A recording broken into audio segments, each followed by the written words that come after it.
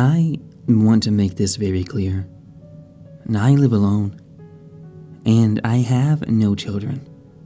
I know that sounds like a strange thing to say, but I need you to understand this before I explain anything else. Everything started a few weeks ago when my job began taking over my life.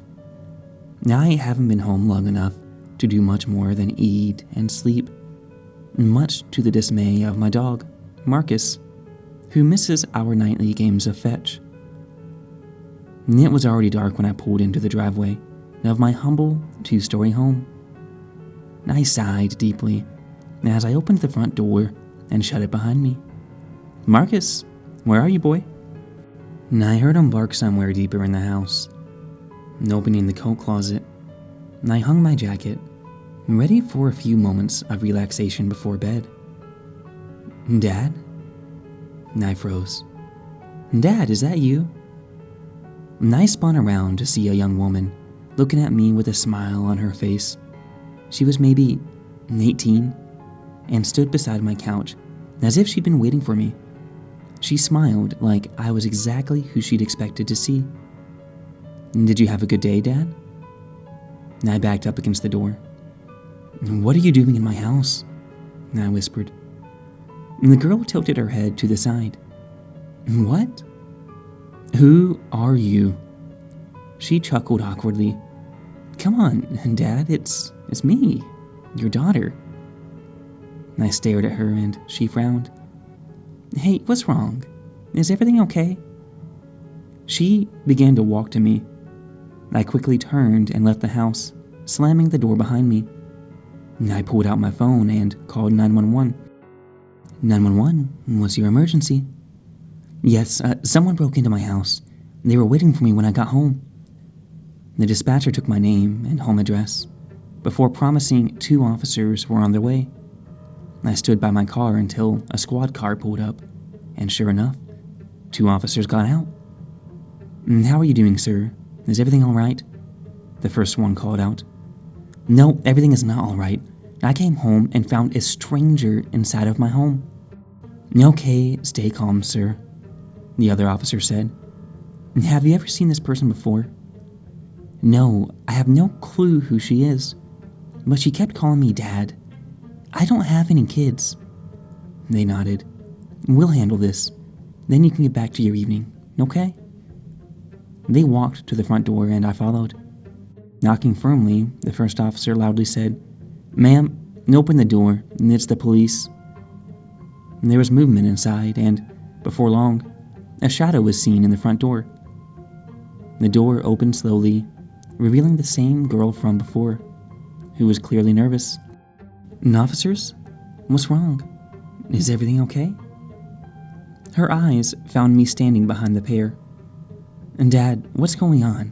Why are they here?" One of the officers took a deep breath before speaking. "Ma'am, this gentleman says you broke into his home. We're going to have to ask you to leave the premises." Her voice grew panicked. "What the hell? I live here. Dad, tell them." The cops looked back to me. "I've never seen you before in my life," I shouted. Her face looked like my words wounded her. "Dad, An officer interrupted her. "Ma'am, do you have anything proving you're his daughter?" "Yes, just look at my home screen." She handed her phone to him. He looked at it and passed it to me.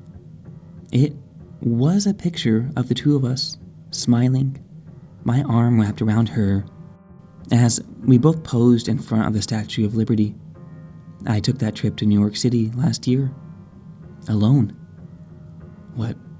What is this? I felt like I was in a dream. I could feel the officer's eyes shift to me. The girl chimed in. "I can do even better. We have the same last name." She disappeared into the house before returning half a minute later with her driver's license. The officer stared at it. "Is this your last name, sir?" It was. "What the hell is this?" I muttered. The officers both turned to me, a sympathetic smile on their faces. Have you been feeling alright lately, sir? One asked. If you need to talk to someone, it's okay, there's no shame in it, said the other. I was in a daze. The words sounded distant and jumbled like I was underwater. The girl spoke up. He's okay, officers, just really long days at work lately. He needs his rest. I'll take care of him. She stepped out of the house and took my hand. Hers was cold. She led me inside my house, and it didn't feel like mine. As she led me deeper within, I began to notice things. The woman's shoes by the door, the pictures in the hallway highlighting happy moments we shared, Marcus coming up to greet her as if he always did. Once in the living room, she let go of my hand, turned and hugged me. She was strangely cold and stiff. It felt like hugging a mannequin. She looked at me. I'm sorry you're so tired. Why don't you go upstairs and head to bed? I can take Marcus out tonight. Her voice was far too chipper, and I clenched my teeth and slowly nodded, making my way to the stairs. The staircase documented her whole life, from me holding her at birth to a high school graduation just a few weeks ago. Had I really been working so hard that I forgot my own daughter? And how could that be? And why couldn't I remember her name? And it was true. I was tired, completely exhausted. I practically collapsed on the bed and was out. My alarm went off at 5:30 the next morning. A yawn and a stretch brought me back the memories of the night before. A twinge of fear ran down my spine. I still didn't remember my daughter. Cautiously, I opened the door. The house was quiet. I'd made my way to the staircase, and the pictures were gone. The wall was bare. The stairs brought me to the living room. It was just the way I'd always remembered it. Marcus raised his head to greet me as he lay on his bed. No women's shoes, no happy pictures of a father and daughter. It was my house again. I ran fingers through my hair and breathed a sigh of relief. What a weird dream, I muttered, as I started some coffee. That day, I presented my project to management. They loved it. I was relieved, and it meant the weeks of long hours were over, for the time being. On the way home, I stopped by the store to pick up some junk food and celebrate. I pulled into the driveway, carrying my grocery bag in one hand. I unlocked the door and entered, shutting the door behind me. And I was greeted by a happy bark from Marcus. But right after his greeting came the high-pitched greeting of a young girl. Daddy, you're home. My body stiffened. I didn't want to turn around, but I did. She was a young, blonde-haired little girl, no older than 6. She giggled and laughed as she skipped her way to me, wrapping my legs in a strong hug. Her hug felt wrong. I missed you so much. Did you have a good day? My day was great. And I was dumbfounded. Her eyes noticed the bag in my hand. What's that? She dug into it. And to my shock, all that was in the bag was a bright pink soccer ball. She gasped in delight as she grabbed it. She thanked me over and over. Now, Marcus and I can play soccer. She ran off to the backyard with a bark. Marcus followed. The house looked like a child lived there. Toys dotted the floor. Crude drawings covered the fridge. I blankly stared out of the sliding glass door, watching my dog happily play with my daughter. The little girl laughed and jumped around. For a moment, her eyes noticed my stare. Her face went blank and her eyes narrowed as she stared back at me. This lasted only a few seconds, until the spell was broken by Marcus jumping on her and licking her face. She laughed and returned to playing. That night, I found myself making boxed mac and cheese and dinosaur-shaped chicken nuggets. I felt like I was in a trance. And everything about my home, everything in my fridge, tried to convince me that I had a 6-year-old daughter, but I didn't. I knew that. Why was I going along with it though? Why didn't I run away? Why didn't I leave the house and never come back? I don't know, I wanted to, but there I was, scooping mac and cheese into a bowl in front of a stranger with a toothy grin. "Thank you, Daddy," the girl said. I wanted to scream. I wanted to kick this daughter of mine out and lock the door. But instead I said, "You're welcome." Soon came bedtime. The girl insisted that I read her a bedtime story, and I read The Very Hungry Caterpillar with clammy hands. She was asleep before I finished the book. I stood at the door of my home office, which was now a child's bedroom, and flipped the light off.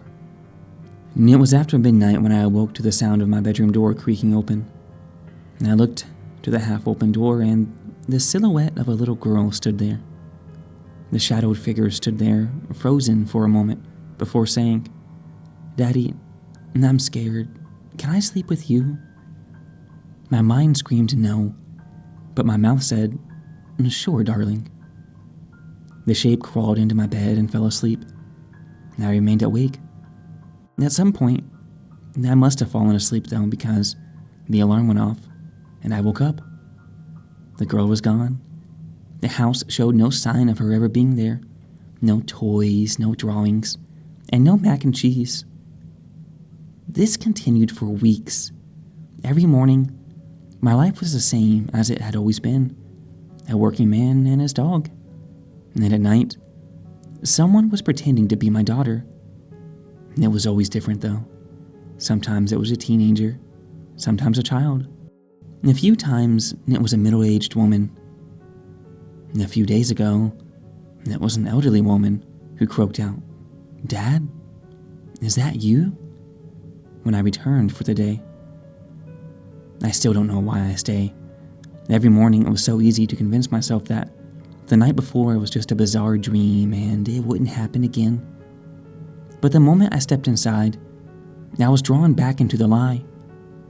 Sometimes, and I could see through it, I'd be horrified to find myself finishing a Disney movie with a strange little girl snuggling against me, or come to my senses in the middle of giving an elderly daughter a sponge bath. These moments of cognition always terrify me. But what scares me the most are the moments I don't remember.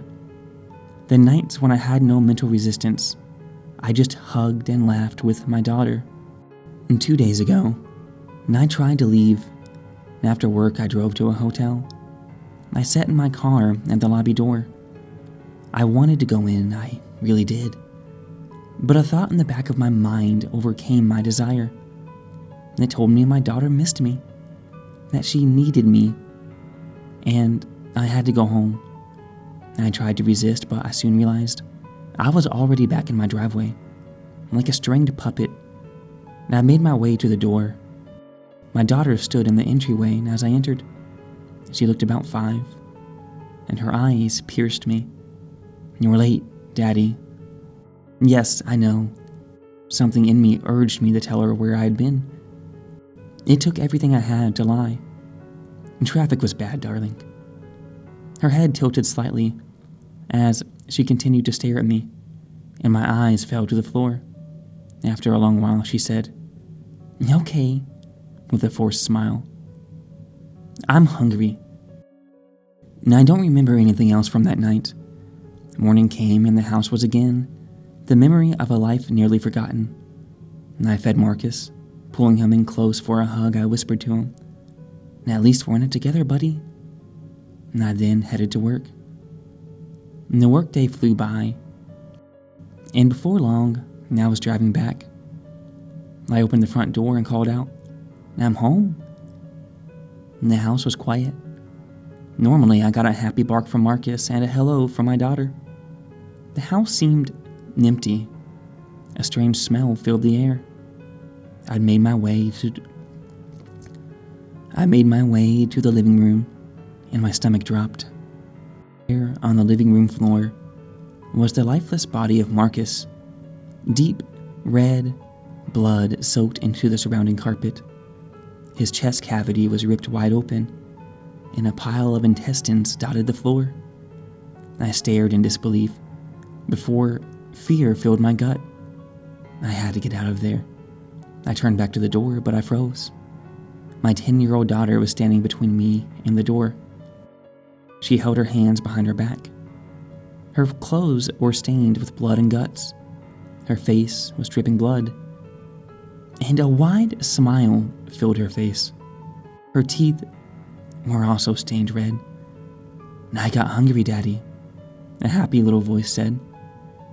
I held up my hands and backed up. My mind screamed, "What did you do? Baby, are you okay?" She giggled and stepped closer. I didn't see the knife, or maybe I didn't care. She pulled it from behind her back, and the moment it made contact with my skin, it was as if the trance was broken. Pain and clarity simultaneously filled my mind, and I screamed as I looked at the long cut, gushing blood from my forearm. The thing in front of me no longer looked like a little girl.